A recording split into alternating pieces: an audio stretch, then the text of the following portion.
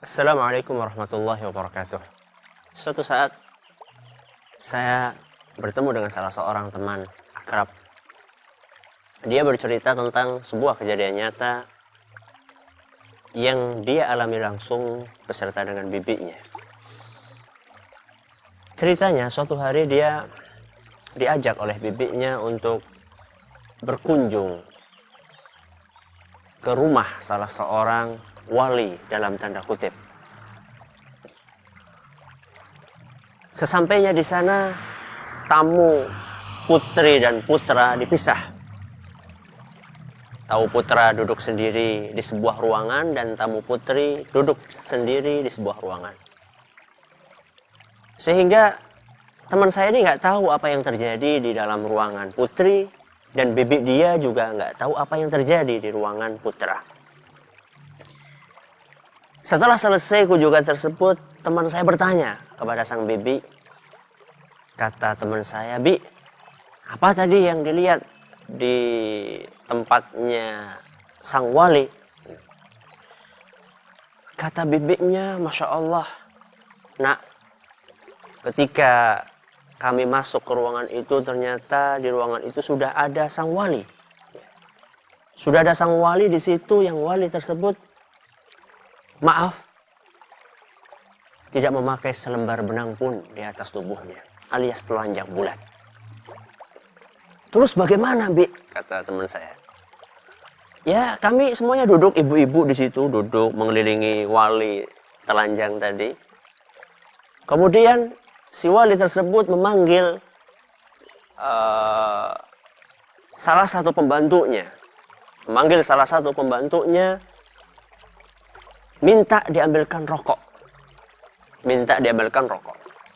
Akhirnya diambil satu batang rokok, kemudian dinyalakan, dihisap sekali, dihisap 2 kali, baru dihisapan 2 kali, rokok tersebut dibuang sama wali tersebut ke atas lantai. Ketika dibuang di atas lantai, apa yang terjadi?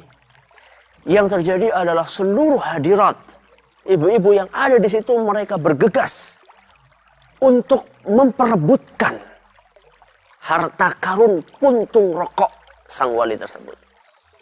Dari sekian puluh ibu-ibu, ada satu ibu yang beruntung dalam tanda kutip mendapatkan puntung rokok itu. Apa kemudian kelanjutannya? Si ibu membawa sang bayi di dalam pangkuannya yang mungkin baru umur sekian tahun. Dan bayi itu oleh sang ibu diperintahkan untuk menghisap puntung rokok dari sang wali itu. Dengan tujuan ketika ditanya supaya apa?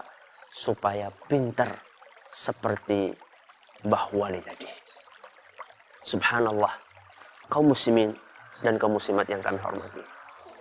Begitulah kita melihat fenomena orang-orang yang berusaha untuk ngalap berkah, untuk mendapatkan berkah dari wali atau dari kiai atau dari orang yang ditokohkan, siapapun dia.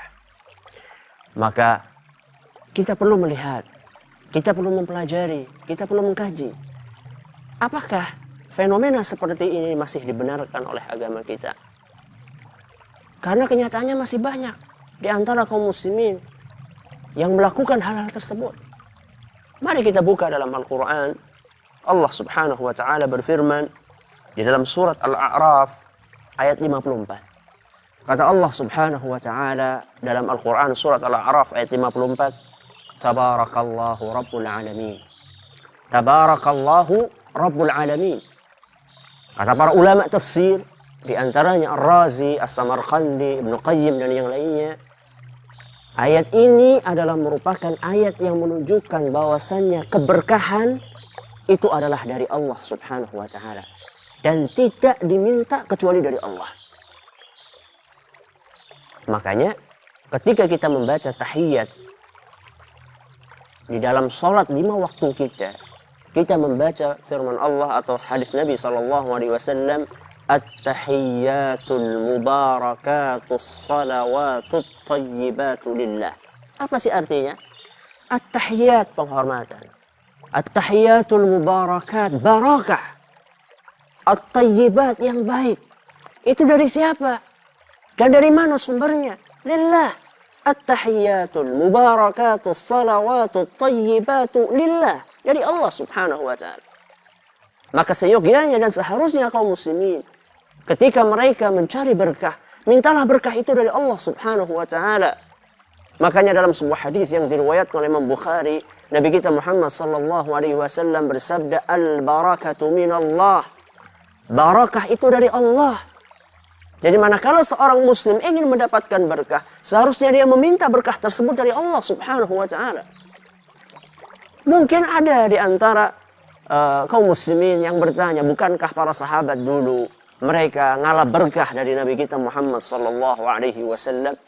Bahkan diceritakan ketika Nabi sallallahu alaihi wasallam berwudu, para sahabat Nabi sallallahu alaihi wasallam mereka berebut bekas air wudunya Nabi SAW.